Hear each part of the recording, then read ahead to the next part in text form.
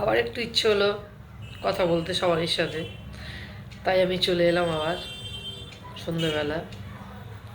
দেখো, আমরা একটা জিনিস কি জানো তো, আমরা ভাবি আমরা যখন কোনো কাজ করব যেন লোকে আমাদেরকে ভালোভাবে, এই কাজটা করলাম লোকে যেন আমাদেরকে ভালো কথা বলে, আমাদের কাজটা যেন মনের মতো হলে লোকে যেন খুশি হয়। কিন্তু আমরা ভগবানের কথা যদি চিন্তা করে একবারও মন থেকে ঠিক মতো কাজটা করি, তাহলে ভগবান সন্তুষ্ট হলে কিন্তু আর কাউকে তোমার দরকার লাগবে না, তখন সবাই খুশি হবে। আমরা সেটা ভুলে যাই। তাহলে একটা আসল কথায় আসি। মহর্ষি বাল্মীকি মুনি রামায়ণ লিখেছেন, এমন সময় নারদ মুনি স্বর্গ থেকে নেমে এসছেন। মহর্ষি বাল্মীকি মুনি রামায়ণটা উনি পড়লেন, পড়ে বললেন যে দেখো, তোমার রামায়ণ লেখাটা ভালো হয়েছে, কিন্তু তোমার থেকেও অনেক বেশি ভালো হনুমানজি লিখেছেন। এই কথা বলে নারদ মুনি কিছুক্ষণ চুপ করে থেকে উনি চলে গেলেন।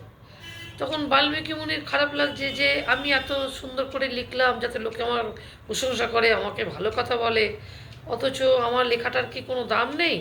আমার সে থেকে কি এমন হনুমানজি ভালো লিখেছে যে ও আমার থেকেও লেখাটা ভালো বলে চলে গেলেন নারদ মুনি? বারবারই উনি এই কথাটা ওনার মনে খটকা লাগছে। তখন বললেন যে ঠিক আছে, আমি একদিন যাই তাহলে হনুমানজির কাছে, দেখি উনি কীরকম লিখেছেন। এই বলে হনুমানজির কাছে মহর্ষি গেলেন বাল্মীকি মুনি, গিয়ে দেখছেন পাথরের ওপর হনুমানজি পুরো রামায়ণটা লিখে রেখেছেন।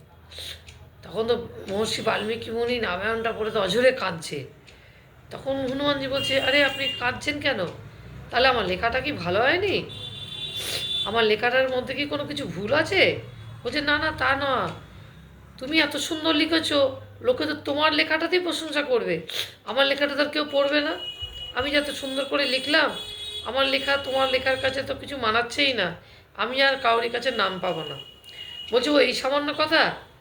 তখন হনুমানজি মহর্ষি বাল্মীকি মুনিকে এরকম করে কাঁধে চাপিয়েছে, কাঁধে চাপিয়ে আকাশে উঠতে উঠতে একদম সমুদ্রের মাঝখানে চলে গেছে, গিয়ে পুরো পাথরটা জলের মধ্যে ফেলে দিয়েছে। এবার হনুমানজি ওই সব কাণ্ড দেখে মহর্ষি বাল্মীকি বলছে, আরে এ কী করলে তুমি, জলের মধ্যে ফেলে দিলে, তাহলে তোমার লেখাটা তো কেউ পড়বে না। তখন বলছে সেই জন্য তো ফেললাম, আমার লেখাটা কেউ পড়ে প্রশংসা করুক আমি চাই না, এবার তোমার লেখাটা সবাই পড়বে, সবাই খুশি হবে। তখন বলছে যে আচ্ছা ঠিক আছে। তখন বাল্মীকি মুনি চুপ করে গেছে, কিছু বলতে পারেনি। তখন হনুমানজি বলছেন, দেখো, লোকে কি বলবে, লোকে ভালো বলবে, আমি সেজন্য তো লিখিনি, আমার ভালো লেগেছে আমি লিখেছি। আর সবথেকে বড় কথা, আমি রাম ভক্ত, আমার বুকের মধ্যে সবসময় আমি রামের চিন্তা করি, রাম সীতাকে বসিয়ে রেখেছি।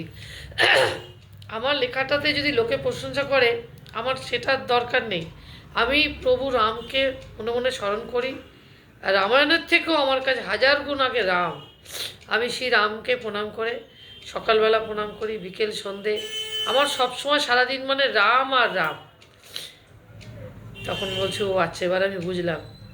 এটার সার কথা কি বলো তো, আজও ওই জন্য হনুমানজি লোকে এত মানে, এত হনুমানজির পুজো করে, এত ভক্তি সহকারে হনুমানজিকে ডাকে, কেন জানো? উনি লোকে কি বলবে, লোকে প্রশংসা করবে, আমার লেখাটা কেন ভালো হলো সবারই থেকে, এইটা উনি মনে করে লেখেননি।